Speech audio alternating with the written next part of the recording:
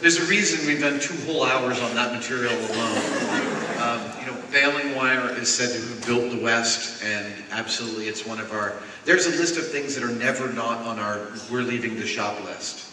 And there are things like cordless screw guns, screw kits, scrap plywood, plumber's tape, baling wire, duct tape.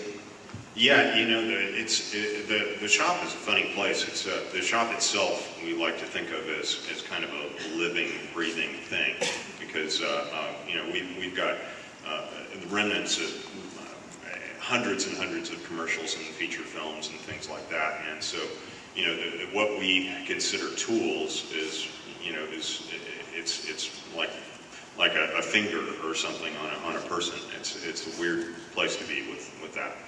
Have you had to go to far lengths to get some material that you needed for something? Oh yeah, no, there's, I mean, actually a common question we get is, what's your favorite episode? And while there's a lot of different metrics for determining, you know, the things that we're proud of having done, I think for both of us, the episode that so clearly shows why we love doing the show is Lead Balloon. We built a floating helium balloon out of 28 pounds of rolled lead. And finding a factory that could roll lead thin enough, and this lead, we needed it to be 1,000th of an inch, and this factory came in 30% under that. So 8 layers of this lead was thinner than your hair. And 2 factories broke their equipment trying to make it for us. Until Jamie called up this place, Epstein Foils in Germany, and they sent it to us for free. But Discovery's got the unlimited budget, do they not? No. No, we, our budgets are, you know, they're not, we have just barely enough to do what we want to do. And in fact, we kind of like it that way because it sort of forces us to improvise a lot.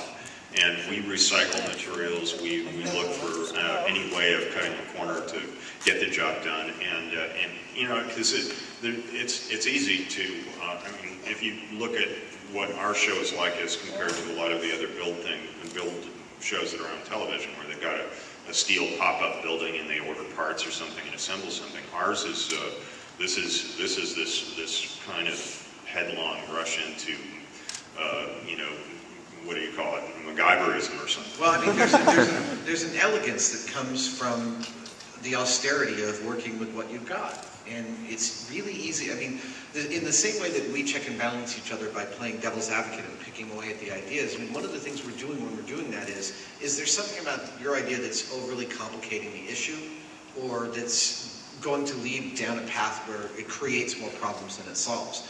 And then when you're trying to do something on a low budget, it in fact forces you to be really, really elegant about your solutions. And I mean, some of the most lovely things that we've come up with have been the least expensive and least technologically complex. So satisfying Absolutely. test you've done and myth busting you've done in particular, right? Yeah, our metric for a really excellent build is something that where we've started with a complex task, that a lot of different things to consider, a lot of different options, and it all kind of, the longer we work on it, the simpler and simpler it gets, to where it's just like one little thing in the right place and it does the job. That's perfection. The discussion might end up looking like this, like I'm drawing something elaborate on a whiteboard. Jamie's like, no, well, I think it's more like this. He draws something elaborate on a whiteboard. Our upstairs office is nothing but whiteboards everywhere. And we'll go back and forth, slashing things out, simplifying, and then finally someone like holds up a piece of cardboard and says, what about this? And the other one goes, that's perfect. So what does the science community think of what you guys do on this show? I mean, whether it's university professors or people, you know, in the know science-wise, what do they think about what you guys do? Well, you know, when we go into an episode, it's not like we say, let's go do science. You know, it just happens that I mean, we want to be, we're eager to get the job done, and so we have to do it in the best way, the most efficient way that we can. So we're usually as methodical and careful as we can be. It happens that lines up with science, and so the kind of feedback that we're getting from scientists is that this is actually wonderful. It shows that science isn't something just for guys in lab coats, and you know that it's something that simply means careful, methodical thought. And it's something you can apply to your life, that you can apply to anything, which is what we do. Well, so do we have any engineering students in the audience? 4. Okay,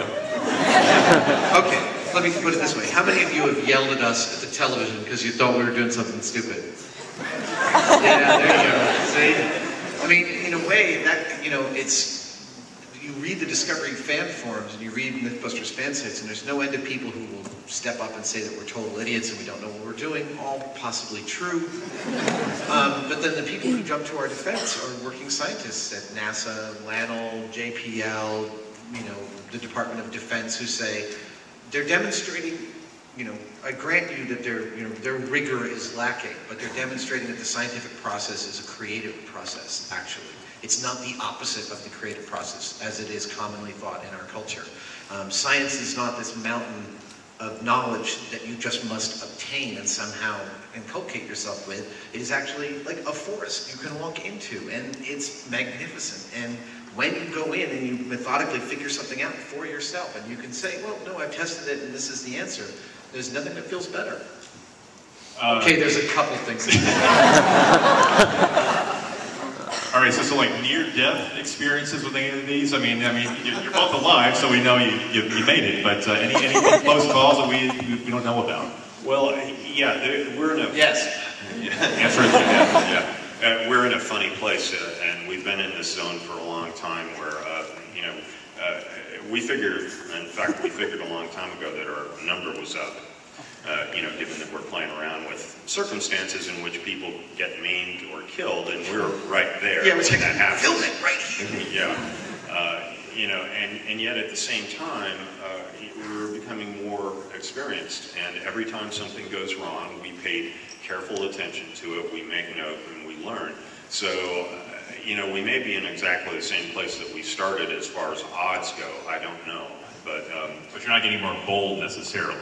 No, Pushing the envelope or no? We just did one that's going to air towards the end of this next block of shows, probably in December.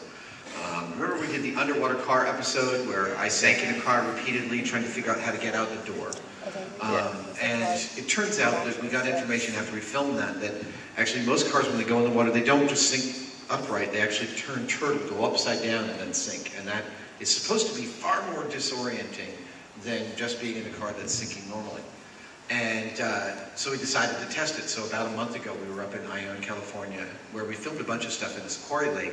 We dragged a car off a barge that I was in, and we dragged it upside down, and we let it sink with me in it. And it's pretty much was the scariest thing I've ever done in my life. I mean, we set up, you know, we thought through every last thing. I tied every knot myself. Jamie, you know, and I talked through all the safety procedures.